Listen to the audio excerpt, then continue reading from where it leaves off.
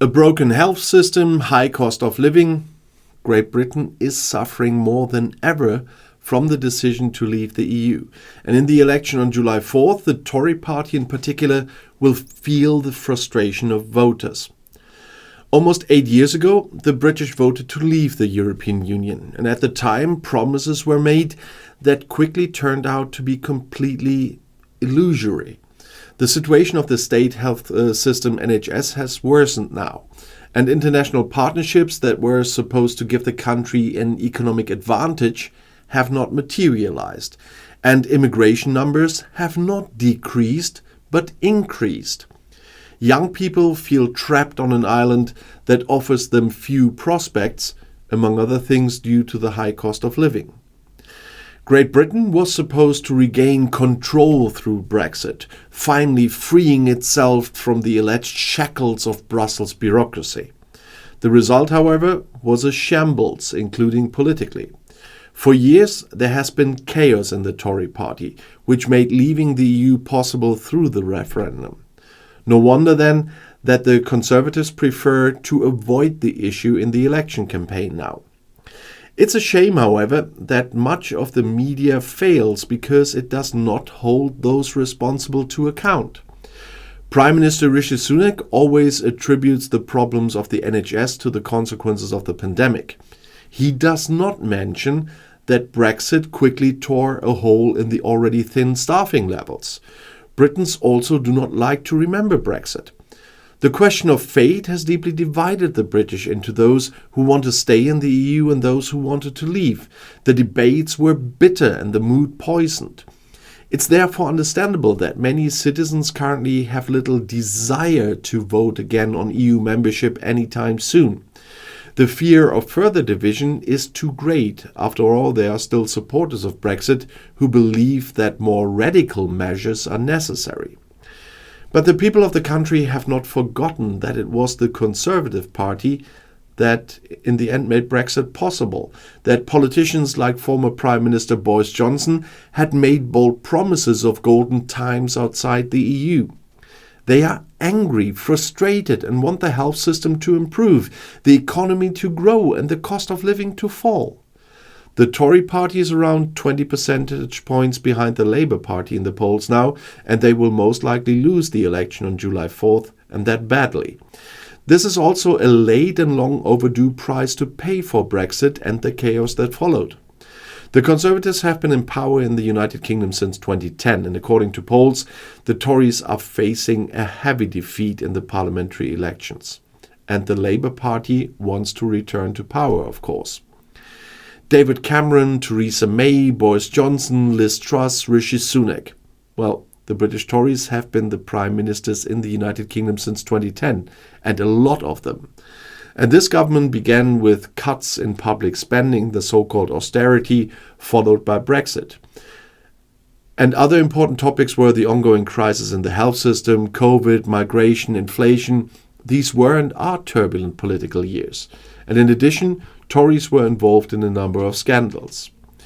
As I said, the general elections will take place on July 4th, and according to the polls, the Conservative Prime Minister Sunak is in danger of losing power. And opposition leader Keir Starmer from the Labour Party wants to move into the government seat at 10 Downing Street. Labour last provided the Prime Minister from 1997 to 2010 with Tony Blair and Gordon Brown. The Parliament in Great Britain consists of two chambers, that's the elected House of Commons and the House of Lords, whose members are not elected, but with a few exceptions, appointed for life. In the general election on July 4th, voters in Great Britain can elect their representatives in 650 constituencies.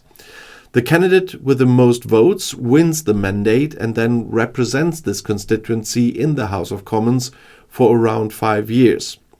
The British majority voting system therefore stipulates that only the candidate with the most votes in a constituency wins a parliamentary mandate.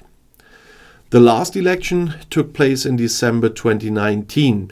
The then Prime Minister Boris Johnson and his Tories achieved a clear absolute majority of seats. Around 47 million eligible voters are there, and around 67% of them cast their vote in the last election. And Prime Minister Sunak is the leading candidate of the ruling Conservatives. He is the first head of government in the country's history with non-British roots. Sunak became Chancellor of the Exchequer or Finance Minister in Johnson's cabinet in 2020, and he has been Prime Minister since 2022. And the opposition leader Keir Starmer wants to become the first Labour Prime Minister since the era of Tony Blair and Gordon Brown. He has been a member of the British House of Commons since 2015. After the heavy election defeat of the left-wing Labour leader Jeremy Corbyn, Starmer took over the job in 2020. He stands for a much more moderate course than Corbyn and has positioned the party more in the political centre. The leading candidate of the Liberal Democrats is Ed Davey, who has been a member of Parliament since 1997 with a short interruption. The right-wing populist Nigel Farage, who had previously largely limited himself to media appearances, surprisingly announced a month before the election that he would run as leader for the Reform UK party. So far, he has failed in 7 attempts to become a member of Parliament in London, but now we maybe have a better chance. Regional parties such as the Scottish National Party, the SNP, the Unionist parties in Northern Ireland and Plaid Cymru in Wales are also running for the Westminster Parliament. The Greens are much weaker in Great Britain than even here in Germany after the European elections. In polls, the Conservatives are far behind the opposition Labour Party, with sometimes more than 20 percentage points. And according to a survey published by the YouGov Polling Institute in early June 24, the Labour Party could more than double its number of seats in the election and gain 422 of the 650 seats in Parliament. And the Tories would drop from 365 seats to maybe even just 66. But such a result would be the best in Labour's history and the worst defeat for the Tories in more than a century. And the fact that the mood for the Tories is bad was also made clear by another YouGov survey. According to the survey, 73% of respondents said that the country is worse off than when the Conservatives came to power 14 years ago. 85% said that they were worse off in terms of the cost of living than in 2010. And 84% see the national health system in a worse state. On the subject of the migration system and the economic situation, 78% each gave a negative assessment. The Tories' record is also poor on other issues. In the first TV debate, Prime Minister Rishi Sunak appeared very combative and constantly interrupted his challenger Keir Starmer.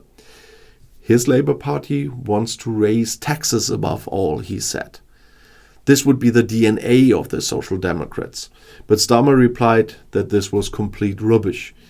And Sunak's Conservatives, who have been in power for 14 years, would represent chaos, as Starmer said in the debate broadcast by ITV. He would stand for a new beginning and the return of morality to British politics. Immigration policy is also a topic in the election campaign, and Farage's tough anti-immigration stance could steal right-wing votes from the Conservatives. Sunak has tried to counter this in the election campaign with his so-called deportation law, which is intended to fly illegal migrants to Rwanda. Starmer, on the other hand, represented himself in the TV debate as a guarantor of responsible politics. Labour would handle the British economy and defence in a sensible way.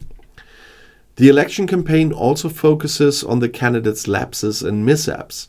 Sunak was publicly mocked for announcing the new elections in the pouring rain outside his office. The Prime Minister also came under heavy criticism for leaving the commemorations for the 80th anniversary of D-Day early, just to give a TV interview, and Sunak apologized. The Conservatives have indeed moved further and further to the right in recent years. Brexit has a lot to do with it. As Tim Bale, who is a political scientist, said this when asked how right-wing populism has become acceptable among the British Conservatives. Bale teaches at London's Queen Mary University and has written the book on the transformation of the Tories since 2016. And he says, "The Conservative Party after Brexit, Tumult and Transformation," that's the title. Bale comes to the conclusion that the Tories have increasingly copied right-wing populist parties since the referendum. Nigel Farage has been fighting for Britain to leave the EU since the 1990s already. To do this, he left the Tories and founded the UK Independence Party, later the Brexit Party, and that has now mutated into Reform UK, while UKIP is unimportant. In the British majority voting system, such small parties can hardly win seats, but they can take crucial votes away from the big parties, costing them important constituencies and ultimately victory. The rot began with the rise of UKIP and with Nigel Farage posing a threat to the Conservatives. He encouraged many in the Conservative Party to imitate his style and programme, says Bale. For Tim Bale, the majority voting system is one of the reasons why the British Conservatives in particular are drifting strongly to the right. He says, "The Tories are moving further to the right than other Conservative parties in Europe. Other centre-right parties have also moved in this direction, but not as far as the British Conservatives."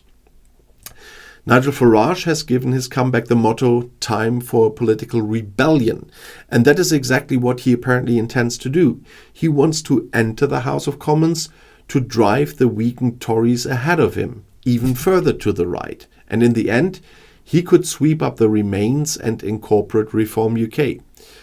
But Farage could also take over the Tories himself. Then we would have arrived at Trump 2.0, this time in Great Britain. And that is no longer an unrealistic scenario. And if you want to know more, the next video is right here in the end screen. I'll see you there. I'll be back.